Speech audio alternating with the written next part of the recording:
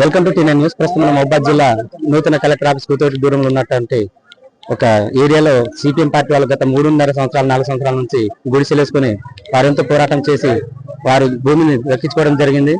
మరి అట్టి పోరాటం ప్రతిఫలంగా దక్కినటువంటి ఆ భూమికి నూతనంగా పేరు ఏర్పాటు చేసుకోవడం జరిగింది.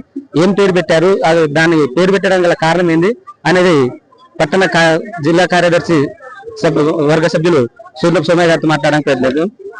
నమస్కారం. టీ9 ప్రేక్షకులకు నమస్కారం. ఈ రోజు భారత కమ్యూనిస్ట్ పార్టీ మార్క్సిస్ట్ ఆధ్వర్యంలో ఈ రోజు మహబూబాద్ పట్టణంలోని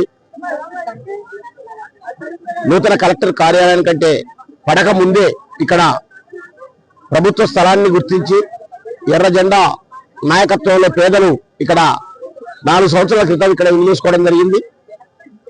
గత ప్రభుత్వం ఈ ఇళ్లను మొత్తం కూడా కూల్చేసి పేదలకు ఇల్లు జాగా లేకుండా చేయడం కోసం అనేక కుట్రలు చేసినా దాన్ని అధిగమిస్తూ ప్రజలందరూ సంఘటితంగా పోరాడి సిపిఎం పార్టీ నాయకత్వంలో పోరాడి ఈ యొక్క భూపోరాట గుడిసెలను దక్కించుకోవడం జరిగింది. ఈ సందర్భంగా భారత కమ్యూనిస్ట్ పార్టీ మార్క్సిస్ట్ అఖిల భారత కార్యదర్శిగా చిన్ననాటి నుంచే ఎర్రజెండా భారత కమ్యూనిస్ట్ పార్టీ మార్క్సిజం లెనినిజంని అవపోసనం పట్టుకొని భారతదేశంలో సమాజం రావాలని, పేదలు లేని సమాజాన్ని నిర్మాణం చేయాలని, ఈ పేదరికం లేని సమాజం వచ్చినాడే భారతదేశంలో అందరూ హాయిగా హ్యాపీగా బతుకుతారు తప్ప లేదా ఈ దోపిడీ వ్యవస్థ ఉన్నంత కాలం అది కుదరదని, అందుకని సమాజ స్థాపనలో ఈ యొక్క మందరిని భారత ప్రజలందరూ కూడా సమీకరించి తీసుకురావాలని అంకురిత దీక్షతో పనిచేసి మొన్న అమరులైనటువంటి కామ్రేడ్ సీతారాం యేచూరి గారి యొక్క పేరు ఈ కాలనీ దగ్గర పెట్టుకున్నట్టయితే బాగుంటుందని చెప్పేసి పార్టీ జిల్లా కమిటీ మీద కూడా భావించి కామ్రేడ్ సీతారాం యేచూరి తెలుగు బిడ్డ, సిపిఎం పార్టీ అఖిల భారత కార్యదర్శి కూడా తెలుగు బిడ్డ, ఉమ్మడి ఆంధ్రప్రదేశ్ కు సంబంధించిన తెలుగు బిడ్డ కాబట్టి వారి యొక్క నామకరణాన్ని రోజు సిపిఎం పార్టీ ఆధ్వర్యంలో నామకరణం చేసుకోవడం జరిగింది.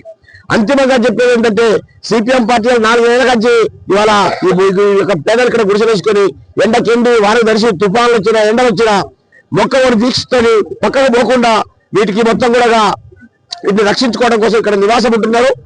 ఈ రోజు వచ్చినటువంటి ప్రభుత్వాన్ని కూడా గత అనేక కేసులు వచ్చాయి. ఇక్కడ మీద దాదాపు ఒక 10 కేసుల దాకా నాయకత్వం మీద, ఇక్కడ గుడిసెవాసుల మీద, మహిళల మీద అనేక మంది మీద దెబ్బలు కొట్టి జైలు కూడా పంపించినట్టు ఒక చరిత్ర కూడా ఉంది. అయినా కూడా భయపడకుండా ఈ యొక్క భూపోరాటాన్ని దక్కించుకోవడం కోసం చైతన్యయుతంగా సంఘటితంగా పోరాడి ఈ భూపోరాటాన్ని సాధించుకోవడం జరుగుతూ ఉంది. ప్రభుత్వానికి మేము విజ్ఞప్తి చేస్తా ఉన్నాం. స్థానికంగా ఉన్న ఎమ్మెల్యే గారికి, ఎంపీ గారికి, అదేవిధంగా మన రాష్ట్ర ప్రభుత్వ ముఖ్య సలహాదారు వేణునారాయణ రెడ్డి గారికి కూడా విజ్ఞప్తి చేశాం. ఆ రోజు కూడా చేశాం. వారు ప్రతిపక్షంలో ఉన్నారు, ప్రతిపక్షంలో ఉంటున్నారు కూడా మీరు మాకు ఈ గుడిసెలకు పట్టాల్సినట్టయితే మీ విజయం కోసం సిపిఎం పార్టీ పనిచేస్తుందని చెప్పేసి కూడా వారికి మాట ఇవ్వడం జరిగింది. వారి విజయం కోసం పానుకోవడం నియోజకవర్గం మొత్తం కూడా తిరిగి ఎన్నికల ప్రచారం చేసి అనేక సిపిఎం పార్టీ ఓట్లను, అదేవిధంగా ప్రజల యొక్క ఓట్లను కూడా వేసి బ్రహ్మాండ మేయాడుతో ఎమ్మెల్యే గారిని గెలిపేయడం జరిగింది. వారు మాకు పట్టాలిస్తారని మాట ఇచ్చారు. వీళ్ళతో తొందరగా పట్టాలు ఇవ్వాలని చెప్పేసి ఈ సందర్భంగా వారికి విజ్ఞప్తి సిపిఎం పార్టీ వైపు నుంచి యేచూరి నగర్ యొక్క దీని పేరు మీద కూడా వేయాలని చెప్పేసి, అదేవిధంగా రోడ్లు ఇవన్నీ కూడా కావాలి కాబట్టి ఇవన్నీ కూడా దక్షిణ భారత సాధించుకోవడం కోసం ప్రయత్నం చేస్తామనే సందర్భంగా తెలియజేస్తా ఉన్నాం. ధన్యవాదాలు. ఇదే విధంగా మరి మహబూబాద్ జిల్లాలో కాకుండా జిల్లా మొత్తంలో చాలా మంది పేదలు ఉన్నారు. ఈ కాలనీ కాకుండా వేరే కాలనీ ఏమైనా చేయబోతున్నారా మీ ఫ్యూచర్ కార్యాచరణ? తప్పకుండా. వాస్తవంగా పేదలు ఏ ప్రభుత్వం అయినా కానీ ఆ రాష్ట్రంలో ఆ దేశంలో ఉన్నటువంటి పేదలందరూ కూడా ఉండటానికి ఇల్లు, చేసుకోవడానికి పని, కట్టుకోవడానికి బట్ట, కూడు గూడు గుడ్డ ఈ 3 కావాలని కమ్యూనిస్ట్ పార్టీ యొక్క మొదటి యొక్క నినాదంగా ఉంటది. కాబట్టి భారతదేశంలో అనేక దేశాల్లో కూడా మనం చూసినట్టయితుంటే ఆ దేశంలో ఉన్న ప్రజలకు విద్య, వైద్యం, కూడు గూడు గుడ్డ ఇవన్నీ కూడా ఆ ప్రభుత్వాలు ఉచితంగా ఇస్తాయి. కానీ భారతదేశంలోని పేదలకు అది అందరి ద్రాక్షగానే మిగిలిపోతా ఉంది. కాబట్టి పేదలకు ఏదైతే ఈ యొక్క ఇళ్ల స్థలాలు లేని కొన్ని వేల మంది కూడా ఉన్నారు మహబూబాద్ పట్టణంలో కూడా, వాళ్ళందరూ కూడా రాబోయే రోజుల్లో ప్రభుత్వం చెప్తా ఉంది. గత ప్రభుత్వం డబుల్ బెడ్రూమ్ ఇల్లు ఇస్తారని చెప్పి దాటేసుకొని పోయింది. ఈ ప్రభుత్వం కూడా ఇల్లు లేని పేదలకు ఇళ్ల జాగాతో సహా చూసి ఆ రకంగా మన వాళ్ళకు దొరకబెట్టి లేదా కొనేదే కానీ డబుల్ బెడ్రూమ్ ఇల్లు కట్టి పేదలకు ఇస్తామని చెప్పేసి చెప్పింది మాట. ఇప్పటికి 2.5 ఏళ్ళు వస్తా ఉంది. ఇప్పటి వరకు మాట నిలబెట్టుకుని కొన్ని డబుల్ బెడ్రూమ్ ఇల్లు సొంత జాగా ఉన్న వాళ్ళకి ఇచ్చారు తప్ప మిగతా వాళ్ళకి ఇచ్చేట పరిస్థితి లేదు. కాబట్టి ప్రభుత్వం కనుక ఆ మాట నుంచి వైదొలిగితే, ప్రభుత్వం ఆ మాట కనుక నిలబెట్టుకోకపోతే ఖచ్చితంగా సిపిఎం పార్టీ ఆధ్వర్యంలో ఎర్రగడ్డ ఆధ్వర్యంలో మరిన్ని ప్రభుత్వం గుర్తించి ఇళ్ల స్థలాలను పేదలకు ఖచ్చితంగా మళ్ళా ఇంకిన్ని పేదలకు ఇళ్ళ జాగాలు పంపిణీ కార్యక్రమం చేస్తామనే సందర్భంగా తెలియజేస్తా ఉన్నాను. ఇప్పుడు సీతారామేశ్వరి నగర్ లో ఇంద్ర మిల్లులు మీరు ఎంత త్వరలో తీసుకురాగలరు, తీసుకొచ్చే ఛాన్స్ ఏమైనా ఉన్నాయా? విజ్ఞప్తి చేశాం. ఈ ఎమ్మెల్యే గారికి, ఎంపీ గారికి, మన ప్రభుత్వ ముఖ్య సలహాదారు వేము నరసింహ గారు కూడా విజ్ఞప్తి చేశాం. పేదలకు పట్టా ఇచ్చడే కాదు, వీళ్ళందరూ కూడా డబుల్ బెడ్రూమ్ ఇల్లు ఇవ్వాలని కూడా విజ్ఞప్తి చేశాం. వారు కూడా ఆ రోజు మాట ఇచ్చారు, ఎన్నికల ముందు ఇచ్చారు, ఎన్నికల అయిపోయిన కూడా ఇచ్చారు. ఖచ్చితంగా వీళ్ళు నిరుపేదలు అవుతుంటే వాళ్ళకి డబుల్ బెడ్రూమ్ ఇల్లు కట్టిస్తామని చెప్పేసి ఆ జాగాలనే డబుల్ బెడ్రూమ్ ఇల్లు అంటే మన 5 లక్షలతో ఇంధన బిల్లును కూడా కట్టిస్తామని చెప్పి మనకు మాట ఇచ్చారు. ఆ మాట నిలబెట్టుకోవాల్సిన సందర్భంగా తెలియజేస్తా ఉన్నాం. ప్రధాన సమస్య కరెంటు మరియు రోడ్డు సమస్య బాగుంది. దీనికి మీరు ఎటువంటి అవి ప్రభుత్వం చేయాల్సిన పనులు. ఇక్కడ ఇప్పుడే కొత్తగా నిర్మాణం అయింది కాబట్టి కొంత సమస్యలు ఉంటాయి. ఇవన్నీ కూడా దశల వారీగా ముందు పట్టాలు సాధించిన తర్వాత రోడ్లు కానీ ఇవన్నీ కూడా దశల వారీగా సాధించడం కోసం ఒక పక్క ప్రజా ఉద్యమాలు, మరొక పక్క పార్టీ నుంచి గెలిచినట్టు ప్రజాప్రతినిధులు, ప్రభుత్వ అధికారుల యొక్క లేదా ఇప్పుడు ప్రభుత్వం యొక్క ఎమ్మెల్యే, ఎంపీ గారుల యొక్క సహకారం తీసుకొని ఇది దశల వారీగా అభివృద్ధి చేసుకోవడం కోసం పోరాడతాం. సీతారామేశ్వరి నగరాన్ని పెట్టుకోవడం మీకు కంగ్రాచులేషన్. మరి ఎలా అసలు మీరు చెప్పండి. నగర్ పెట్టుకోవడానికి ప్రధాన కారణం సీతారామేశ్వరి చిన్న వయసు నుంచి ఆయన అగ్ర కులంలో ఒక ధనిక కుటుంబంలో పుట్టినా కూడా ఈ దేశంలో తన హాయిగా ఆనాడు కనుక తను ప్రయత్నం చేస్తే సివిల్స్ రాసి ఆయన ఐఏఎస్, ఐపీఎస్ లేదా ఏదో కార్పొరేట్ కంపెనీలకు ఏదో సీఈఓ అయ్యాడు. కాబట్టి ఎందుకు కూడా వదులుకొని పేద ప్రజలకు భారతదేశంలో పేదలకు ఒక పక్క పెరుగుతా ఉంది, ధనవంతులు బాగా పెరుగుతా ఉన్నారు. కాబట్టి పేద ధనిక భేదమైనటువంటి సమాజాన్ని తీసుకురావాలి, సోషలిస్ట్ సమాజాన్ని. ఆ సమాజాన్ని తీసుకురావాలంటే విద్యావంతులైన మనం, ఆలోచనపరమైన మనం, అది కమ్యూనిస్ట్ పార్టీ మార్క్సిస్టుతో సాధ్యమైందని ఆనాడు నిశ్చయించుకొని కమ్యూనిస్ట్ పార్టీ మార్క్సిస్ట్ లో చేరి ఆనాటి నుంచి మొదలుకుంటే అఖిల భారత ప్రధాన కార్యదర్శిగా అయ్యేంత వరకు కూడా మొక్కవోడి దీక్షతోటి ఈ పార్టీలో పనిచేసినట్టు మహానేత, మన తెలుగు బిడ్డ. కాబట్టి ఇటువంటి పట్టణానికి వారి యొక్క నామకరణం చేసుకోవడం మేము గర్వపడతా ఉన్నాం. అది దానికి సంబంధించింది.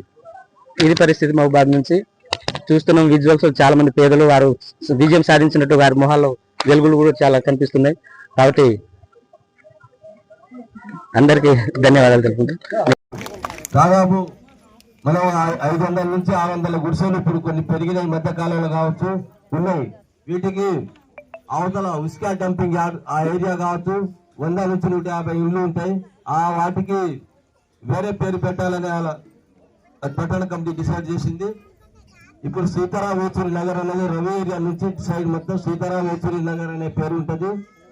ఉస్కా డంపింగ్ యార్డు లేదా అవతల సైడ్ మొత్తం కలిపి మన పార్టీ అయోధ్య జిల్లా అధ్యక్షురాలు, సిపిఎం పార్టీ సీనియర్ నాయకురాలు సూర్యపు సోన గారి సతీమణి అమరజీవి కామ్రేడ్ సూర్యపు సావిత్రమ్మ పేర్లు పెట్టడం కోసం మేము పట్టణ కమిటీ నుంచి మేము దాన్ని ప్రతిపాదిస్తున్నాం. త్వరలో కూడా సంక్రాంతి ముగ్గుల పోటీ కూడా ఉస్కా డంపింగ్ యార్డ్ ఆ ఏరియాలో శుభ్రం చేసి ఆ ఉస్కా డంపింగ్ యార్డ్ లో సంక్రాంతి ముగ్గుల పోటీ కావచ్చు, ఆట పాటలతోని ఆ రోజు కూడా ఆ కార్యక్రమం ఉంటుంది. ఆ రోజు బోర్డు కావచ్చు, ప్రారంభోత్సవం కావచ్చు, ఆ ఏరియాలో మనం అందరం అక్కడనే ఆ పండుగ వాతావరణాన్ని సావిత్రమ్మ పేరు మీద మనం ఖచ్చితంగా అక్కడ నిర్వహించుకోవాల్సిన బాధ్యత మనకున్నది. కాబట్టి ఈ సావిత్రమ్మ పేరును కూడా ప్రతిపాదించిన టౌన్ కమిటీ సభ్యులకు పేరున అందరికీ ప్రత్యేకమైన ధన్యవాదాలు తెలియజేస్తున్నాను. ఎందుకంటే మనం ఏ పేరు పెట్టినా దానిలో చరిత్ర ఉంటుంది. ఆ చరిత్రకు తగ్గట్టు మనం పేరు పెడతాం. సీతారామేశ్వరి భారతదేశంలోనే ఒక కరుడు కట్టిన కమ్యూనిస్ట్ నాయకుడు. అలాగే సూర్యపు సావిత్రమ్మ కూడా పట్టణంలో ఒక కరుడు కట్టిన కమ్యూనిస్ట్ నాయకురాలు. ఎవ్వరు పోయినా ఇంటికి పోయినా కూర్చోండి, ఛాయ్ తాగండి, ఛాయ్ ఇవ్వకుండా బయటికి అస్సలు పంపించదు. అందరినీ కూర్చోబెట్టి ఎట్లా ఉన్నారు, ఎలా ఉన్నారు, పార్టీ ఉద్యమాలు నడపాలి, పార్టీ కార్యక్రమాలు సభ్యత్వాలు కావచ్చు లేదా ఉద్యమాల్లో కీలక పాత్ర పోషిస్తూ గుమ్నూరు ఆ ప్రాంత నిర్మాణంలో కీలక పాత్ర పోషించినటువంటి వీరవనిత అయిన సూర్యపు సావిత్రమ్మ పేర్లు కూడా ఈ వేదిక మీద నుంచి మరోసారి ప్రతిపాదిస్తున్నాను. అలాగే మనం మున్సిపల్ ఎన్నికల ముందు మొత్తం ఇల్లు నిర్మాణం పూర్తి చేయాలనుకున్నాం. మీరు ఎవరైతే ఇల్లు స్టార్ట్ చేసారో వాళ్ళు త్వరగా పూర్తి చేసుకుంటే బాగుంటుంది అనేది సభ వైపు నుంచి తెలియజేస్తున్నాను.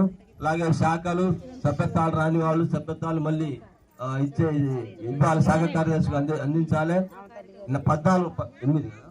8వ తారీఖు పార్టీ సభ్యుల డేట్ మళ్ళీ మేము చెప్తాం. 8 కావచ్చు, 9 కావచ్చు. రాష్ట్ర నాయకత్వం టైం తీసుకొని పార్టీ సభ్యుల జనరల్ బాడీ సమావేశం ఉంటుంది ఆర్టీ గార్డెన్ లో.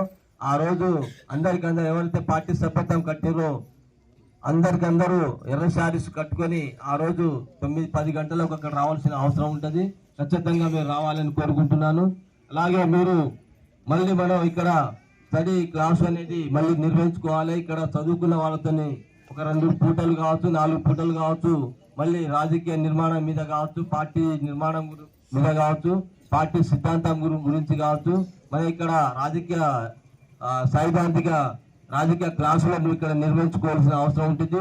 అది కూడా శాఖ కార్యదర్శులు వాళ్ళ పేర్లు మన త్వరగా ఇవ్వాలని కోరుకుంటున్నాను. అలాగే మనం పట్టాల కోసం అంత ముందే సోన గారు చెప్పింది మనకు అంత ఆ లిస్టు కూడా మీరు ఇమ్మీడియట్ లో మీరు రాసియాలి. పేరు, భర్త పేరు, వయస్సు, కులము, లేదా ఆధార్ కార్డు నంబరు, వాళ్ళ మొబైల్ నంబరు.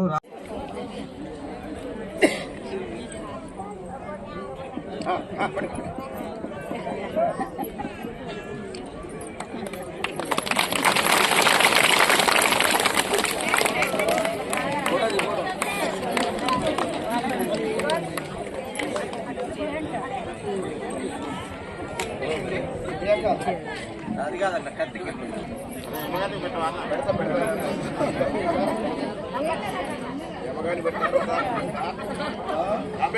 మీరు అనుకోకూడదు.